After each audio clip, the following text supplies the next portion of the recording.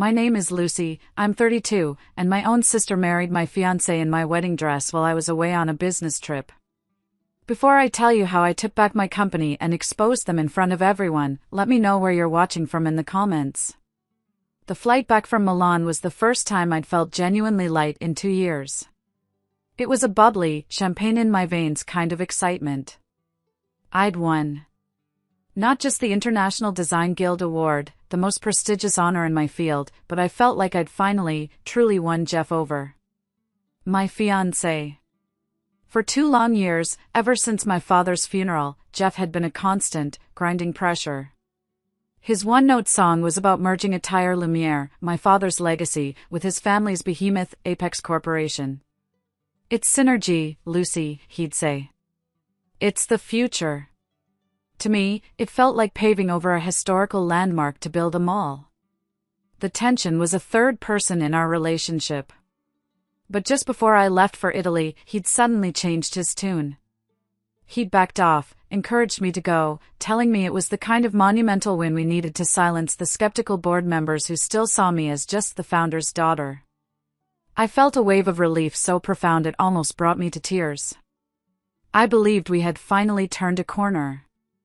I walked into our shared penthouse, the one with sweeping views of the city that always made me feel on top of the world. My suitcase rolled softly on the polished marble behind me, the heavy, star-shaped glass award clutched in my hand like a trophy from a war I mistakenly thought was over. I was picturing his smile, the proud surprise on his face when I showed him. But the person who turned to greet me wasn't Jeff. It was my sister, Alyssa. And she was wearing my wedding dress. Let me be clear. This wasn't just a dress. It was the dress. A custom creation I had poured my heart and soul into for months. It was the physical embodiment of my future. The design incorporated the delicate, century-old lace from our mother's own wedding gown, a piece of our family history I was meant to carry into my new life. It was supposed to be my something old, my something new.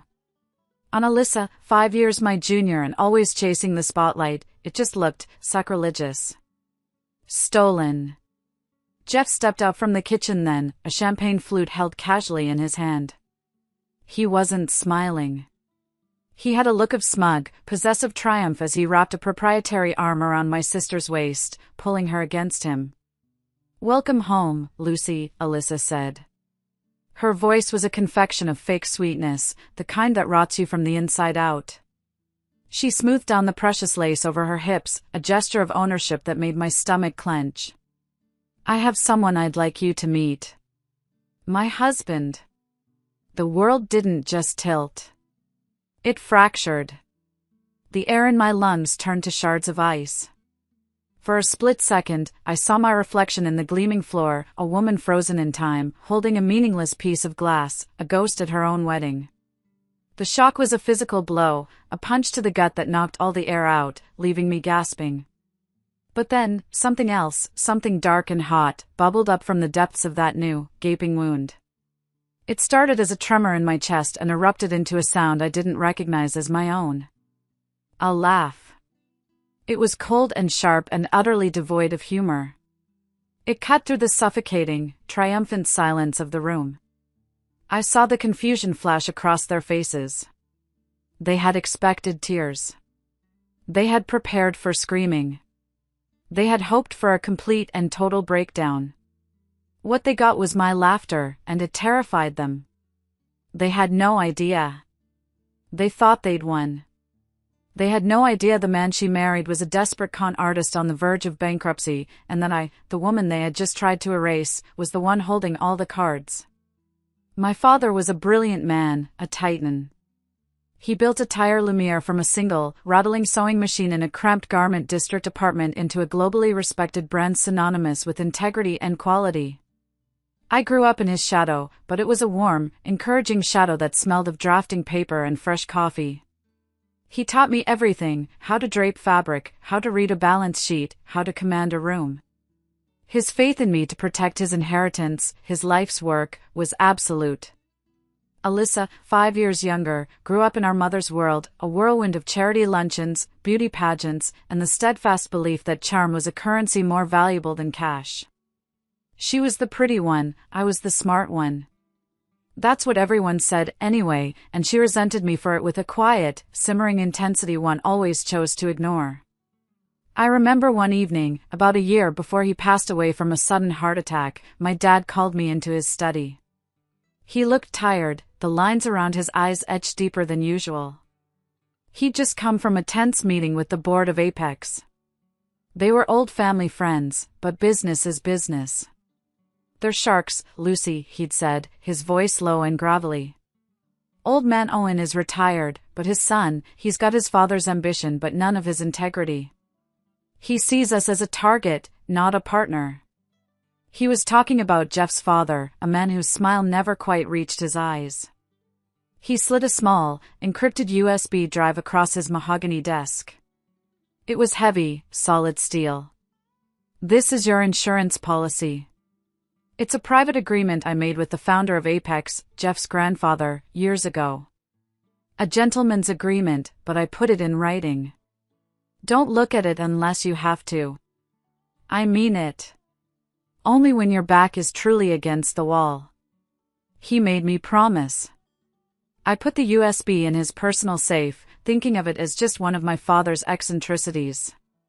I never imagined I'd ever need it. The family dinners after his funeral were excruciating. My mother, adrift without him, clung to Alyssa like a life raft.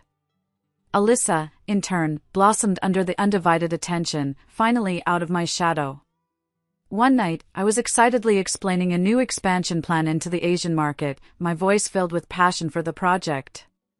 Alyssa had sighed dramatically, pushing her food around her plate. "Honestly, Lucy, is that all you ever talk about? Work, work, work." She turned to my mother, her lower lip trembling just so, a trick she'd perfected since childhood. "Mom, she never has time for us. It's like the company is her only family." Jeff, who had become a fixture at our table, put a comforting arm around Alyssa. Now, Liz. Your sister is building an empire. We should be proud." He'd smiled at her, a warm, reassuring smile.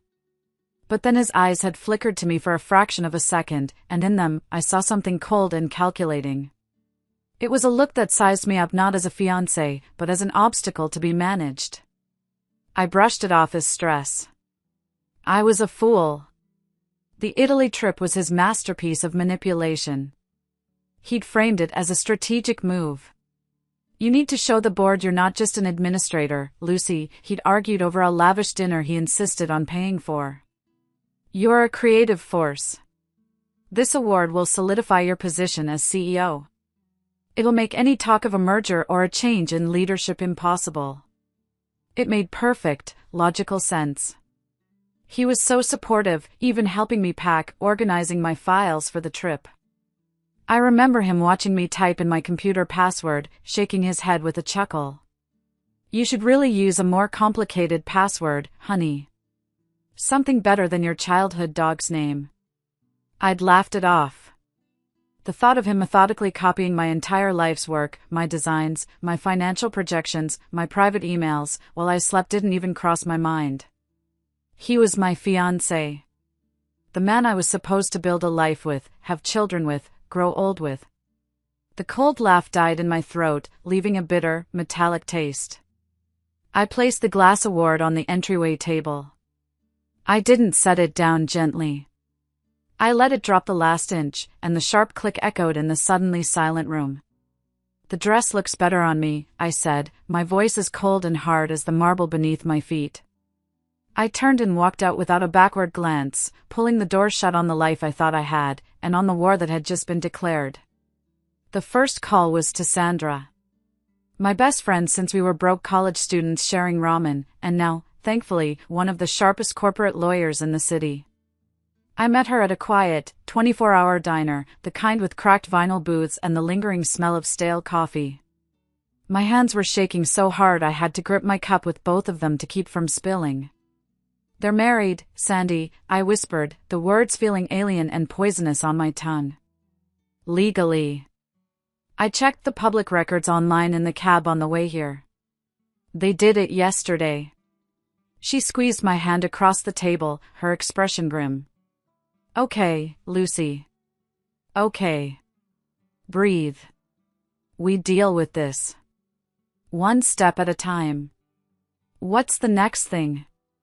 The next thing came via a frantic text from Kevin, my loyal head of accounting, a man who had worked for my father for 30 years. Jeff just called an emergency board meeting for Friday. 10 a.m. sharp. The agenda, a vote of no confidence in your leadership and a proposal for an immediate, hostile takeover by Apex. Of course. It wasn't just about the man or the dress or the humiliation. This was a corporate raid disguised as a romantic drama. Jeff couldn't get the company with me, so he was trying to take it from me. By marrying Alyssa, he'd created a narrative, a family divided, a CEO distracted and emotionally unstable. He was counting on the board, a group of old-school, conservative men, to panic and see him as the steady hand needed to calm the waters. He was trying to orchestrate a legal divorce from me and my own company. The next morning, the storm broke with the force of a hurricane. A major online news outlet, one known for its salacious gossip, ran an exclusive interview with Alyssa. The headline was brutal, designed for maximum damage, fashion heiress in shock romance, sister CEO accused of erratic behavior and financial misconduct. The article was accompanied by a professionally shot photo of Alyssa, artful tears streaming down her face as she clutched Jeff's hand. She painted a picture of a whirlwind romance, a love they couldn't deny, and hinted darkly at my supposed jealousy and gross mismanagement of the company. She talked about my long, unexplained absences and total financial secrecy. It was a masterpiece of character assassination, and Jeff's PR fingerprints were all over it. The calls started immediately. Our biggest retail partner, a man I'd had dinner with just a month prior, his voice cold and distant. Lucy, we're pulling the fall order. We can't be associated with this kind of instability. The bank that held our primary line of credit, a relationship my father had nurtured for decades, wanted an immediate review of our finances, threatening to call in our loans. My professional life was being dismantled, piece by piece, in a matter of hours. I needed my family. I drove to my mother's house, the one I grew up in, the one place in the world I thought would always be a safe harbor. I found my mother and my father sitting in the living room, a copy of the article printed out and lying on the coffee table between them like a dead thing. I started to explain, my voice cracking, telling them it was all a lie, a setup. But my mother held up a hand, stopping me.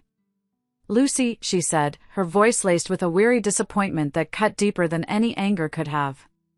We know you've been under a lot of stress since your father, since the funeral. But Jeff is a good man. He's been so good to Alyssa.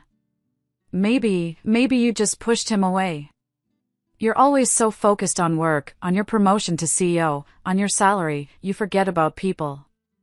My father, who had always been my quiet champion, just stared at his hands, unable to meet my eyes. Alyssa is sensitive, he mumbled, his voice thick with shame. She's always felt like she was in your shadow. Maybe she just deserves a little happiness.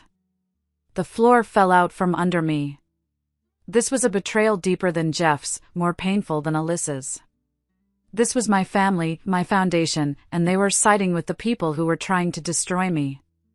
They had chosen the narrative of the pretty, sensitive daughter over the capable, difficult one. I walked out of that house, got into my car, and just drove. I don't know for how long.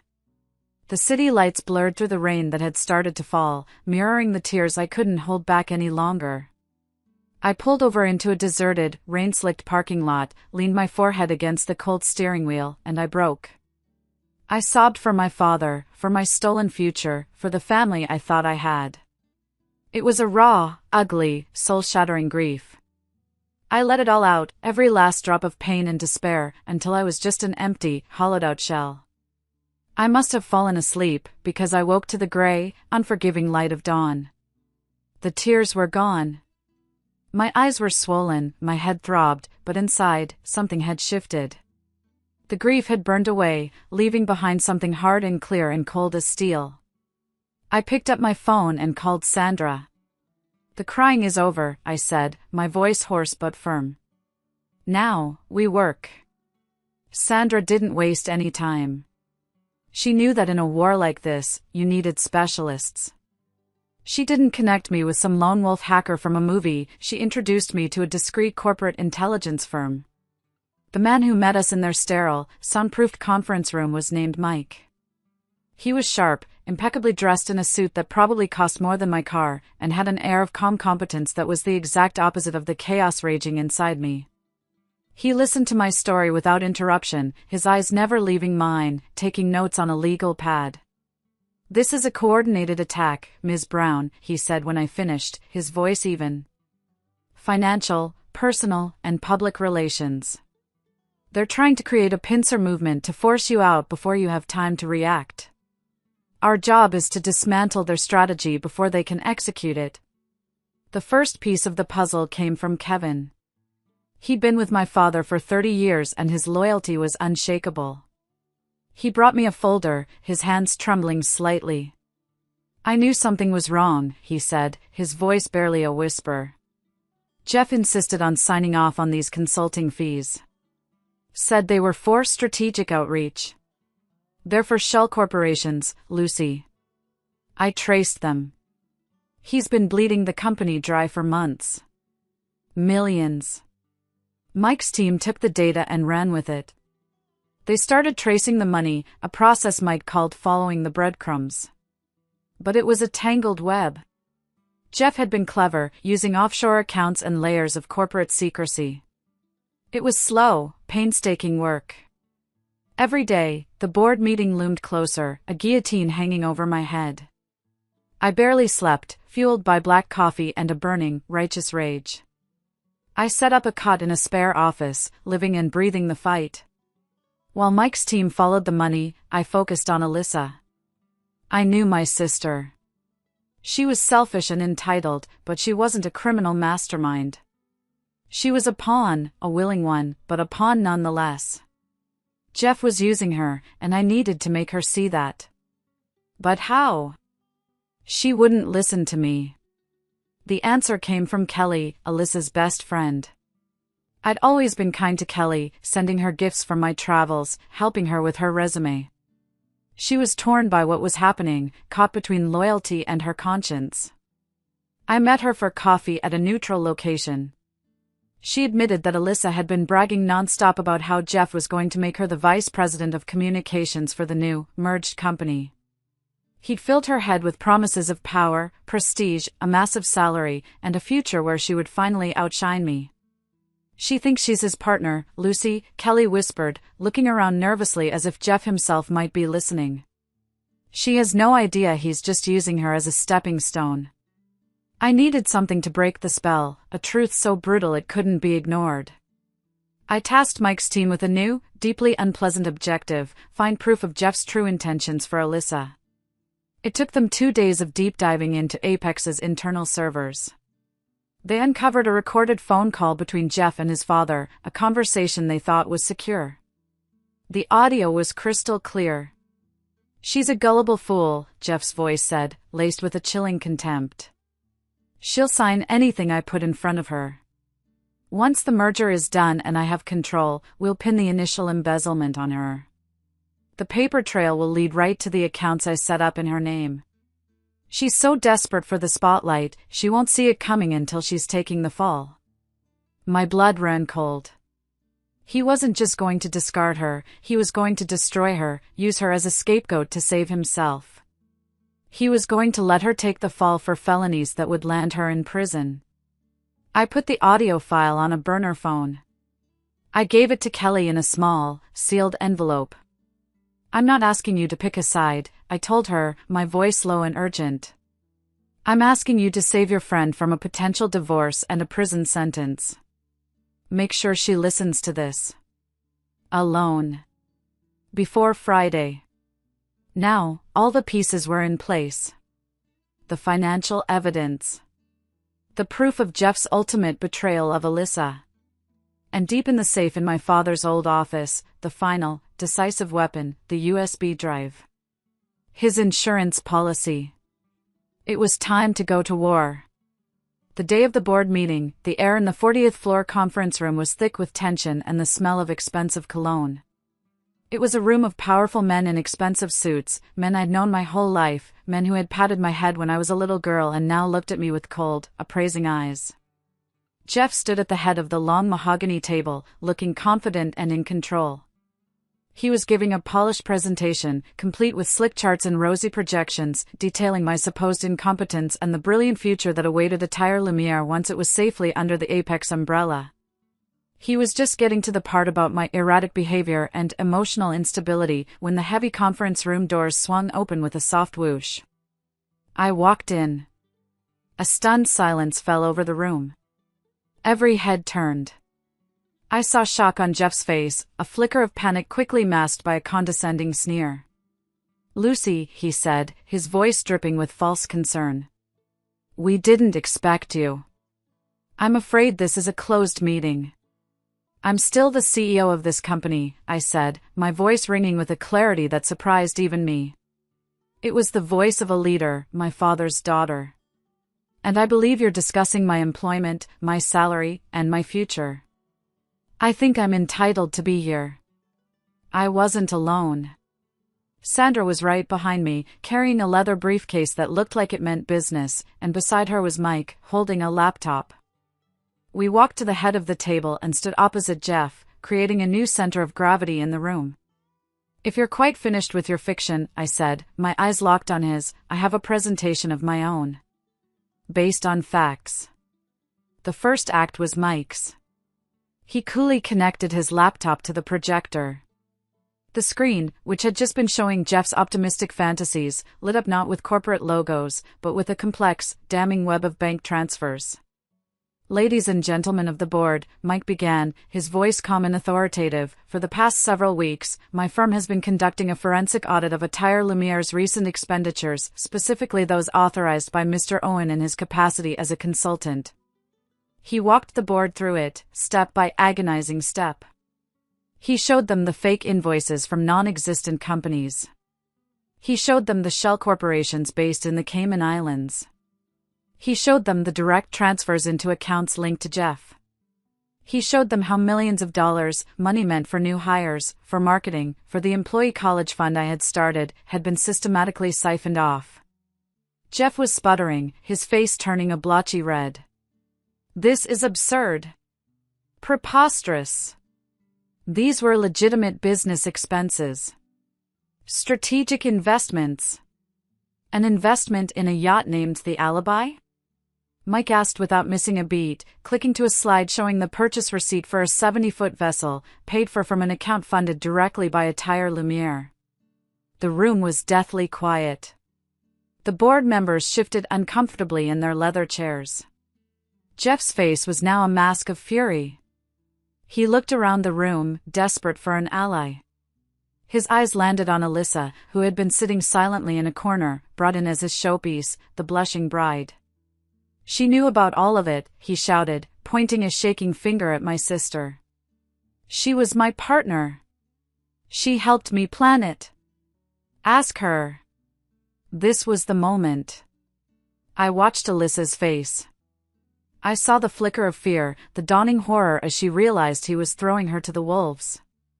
And then, I saw her resolve harden. She had listened to the tape. She stood up, her hands trembling, but her voice was steady. "He's lying." She pulled out her phone. "He told me he loved me. He told me we were building a future together. He told me I'd finally have a real promotion. But this is what he really thinks of me." She pressed play. And Jeff's voice, cold and cruel and full of contempt, filled the silent room. "She's a gullible fool, we'll pin the initial embezzlement on her, she won't see it coming until she's taking the fall." A collective gasp went through the room. One of the older board members actually muttered, "My God." Jeff looked like he'd been physically struck. He stared at Alyssa, his mouth opening and closing like a fish, but no sound came out. The betrayal he had engineered had just boomeranged right back in his face. But I wasn't done. He's right about one thing, I said, stepping forward, my voice dropping, pulling the focus of the entire room. This is about family. It's about legacy. It's about an inheritance of integrity. I pulled the small, heavy USB drive from my pocket. My father's insurance policy. My father always believed in preparing for the worst. He knew the kind of man he was dealing with, even back then. I plugged the drive into the laptop. A single video file popped up. I clicked it. My father's face appeared on the giant screen, looking directly into the camera. He looked healthy, strong, his eyes sharp. It was like he was in the room with us, a ghost at the table. If you're watching this, he said, his voice calm and steady, it means the Owen family has tried to make a hostile move against my company. Against my daughter. He went on to explain a private contract he had signed 20 years ago with Jeff's grandfather, the founder of Apex. It was a non-aggression pact, a gentleman's agreement. But my father, ever the pragmatist, had insisted on a special clause. He called it the poison pill. As he spoke, the video faded, and a scanned document appeared on the screen. It was the contract, notarized and legally binding. Mike used the mouse to highlight the specific clause, its dense legal text suddenly illuminated. It stated that if any member of the Owen family or Apex Corporation took any action deemed hostile or detrimental to the independence of Attire Lumiere, two things would happen. First, they would be liable for a penalty payment equal to 50% of Apex's current market value, payable to Attire Lumiere. Second, any and all voting rights associated with any shares they held in my company would be immediately and permanently nullified. The silence in the room was absolute. It was the sound of a dynasty crumbling. Jeff stared at the screen, his face ashen, all the fight drained out of him. He hadn't just failed to take my company. He had single-handedly bankrupted his own. He slumped into his chair, a broken man. Sandra stepped forward, her voice crisp and final. A copy of this contract, along with Mr. Mike's full audit report and a sworn affidavit from Ms. Alyssa Brown, has already been delivered to the Securities and Exchange Commission, she announced to the stunned room. I believe their lawyer will be in touch. The aftermath was swift and brutal. The SEC launched a full-scale investigation into both Apex and the Owen family. The news of the poison pill contract sent Apex's stock into a freefall from which it never recovered. Jeff and his father were facing a mountain of legal charges, from fraud to industrial espionage. Their empire, built on arrogance and deceit, was gone. Back at Attire Lumiere, I called an all-hands meeting. I stood before my employees, the people whose livelihoods, whose ability to pay for their homes and their children's college funds, had been put at risk. I didn't talk about revenge or victory. I talked about trust. I talked about integrity. I talked about my father's vision and our shared future. When I finished, the applause was deafening. It wasn't just for me, it was for us. We had weathered the storm together. A few days later, Alyssa came to my office. She looked small and lost, stripped of her usual bravado. She didn't offer any excuses or tearful apologies. She just placed a thick file on my desk. This is everything, she said quietly. Every email, every text, every plan he ever told me about. It's all there. For your lawyer. I looked at her, my sister. The chasm between us was vast, filled with years of jealousy and a world of hurt. I knew one conversation couldn't fix it. Thank you, I said, my voice even. This will take a long time, Alyssa. She just nodded, accepting it. It wasn't forgiveness. Not yet. But it was a start. A year passed. Life didn't just go back to normal, it became something new, something better. Attire Lumiere launched its most successful collection ever, which I named Phoenix. It was all about rising from the ashes, about strength and resilience. It was my story, told in fabric and thread. With the company stable and thriving, I used a portion of my inheritance and the massive penalty payment from what was left of Apex to start the Brown Legacy Foundation, a nonprofit dedicated to funding and mentoring young female entrepreneurs who had great ideas but lacked the resources to get started. Alyssa, after taking some business courses at the local community college, applied for an entry-level position at the foundation. She didn't ask for any favors. She started at the bottom, sorting mail and answering phones. Slowly, painstakingly, she began to build something of her own, on her own terms. I saw a flicker of my father's determination in her for the first time. And Mike, the calm, competent man who had helped me navigate the darkest days, became a quiet fixture in my life. We started with coffee to discuss foundation business, which turned into long dinners where we talked about everything but business. Our relationship wasn't a whirlwind romance. It was slow, steady, and built on a foundation of mutual respect and easy laughter. It felt real. Tonight, I'm sitting in my office, the city lights twinkling below like a carpet of fallen stars. I'm reviewing applications for the foundation, reading the dreams of young women ready to take on the world. I came across one from a designer with incredible talent but a story of being pushed out of her own small business by a dishonest partner, leaving her with nothing. I smiled. I knew exactly how to help her. I thought of my father's words on that old video, "Strength isn't about never falling. It's about how you get back up." He was right. The betrayal, the heartbreak, it didn't define me. The fight back did. I picked up my phone and dialed Mike's number. "Hey," I said when he answered, a genuine, peaceful smile spreading across my face. "Are you free this weekend? I'd like to take you to see a new workshop." I wasn't running anymore. I wasn't fighting. I was building. And this time, I was building for me. Thank you so much for listening to my story. It wasn't easy to share, but I hope it helps someone out there who feels like they've been wronged. My question for you is, have you ever had to fight for something you believed in, even when everyone was against you? Let me know in the comments below. And if my story resonated with you, please give this video a like and subscribe for more. It really helps.